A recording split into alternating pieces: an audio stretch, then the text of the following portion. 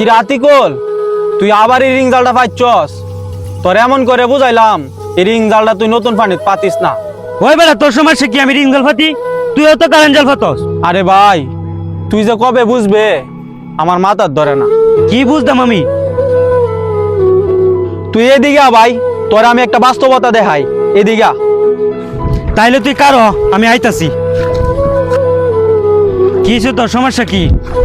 আমার রিং জাল ফাতে বাধা দাস করে। রিং জাল যেমন অবৈধ, তোর কারেন্ট জাল এমন অবৈধ। আমার যেহেতু রিং জাল ফাতে নিষেধ করস, তুইও তোর কারেন্ট জাল ফাতিস না। আমি যদি কারেন্ট জাল না পাতি তাহলে কায়াম কি? আমি যদি রিং জাল না ফাতি তাহলে আমি কায়েম কি? কি রে ভাই, আমি কি তোর রিং জাল পাততে না হরতাছি? তুই অন্তত পক্ষে 15টা দিন পরে পাত। কেরে 15 দিন পরে ফাততাম কেরে? ভাই রাগ করিস না, আর তোরে আমি একটা জিনিস দেখাই। তোরে কেরে কইতাছি 15 দিন পরে রিং জালটা পাততে আমার সাথে। তুই দেখ, তোরে আমি একটা জিনিস দেখাই। আমি যেহেতু কারেন্ট জাল পাতি, দেখ আমার কারেন্ট জালের গুণ। এই যে কোনো মাছ নাই, ঠিক আছে, কিন্তু দেখ এই যে একটা কুড়ি মাছ লাগছে।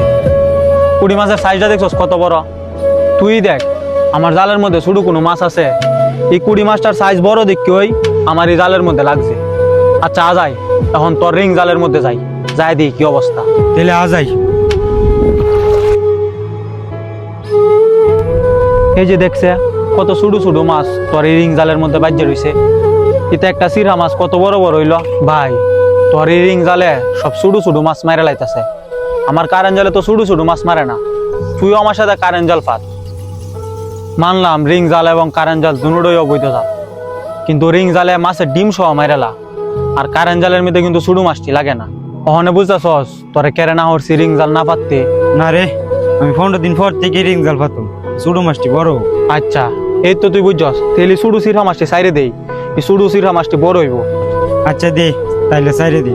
আজকের পর থেকে আমরা কেউ নিজের রিং জাল পাততাম না, অন্যরারও পাতার লাগিয়ে দিতাম না। কারেন্ট জাল পাতুম, বড় মাছের কারেন্ট জাল যে ডেডে পাতুম, যাতে ছোট মাছগুলি বড় হয়। যদি ছোট মাছগুলি বড় না হইয়া তাহলে আমরা খাইবাম কি? আমরা তো কিছুদিন পরে তো মাছ না খাইয়া থাকতে হইব। এই জন্য আমাদের সকলের দায়িত্ব এটা, রিং জাল পাতা থেকে জেলেদেরকে নিষেধ করা। যদি রিং জাল পাতে তাহলে নদীগুলি মাছ শূন্য হয়ে যাবে, আর মাছ শূন্য হয়ে গেলে আমরাই মাছ না খেয়ে থাকবো। ধন্যবাদ সবাইকে, ভালো থাকবেন, সুস্থ থাকবেন, আল্লাহ হাফেজ।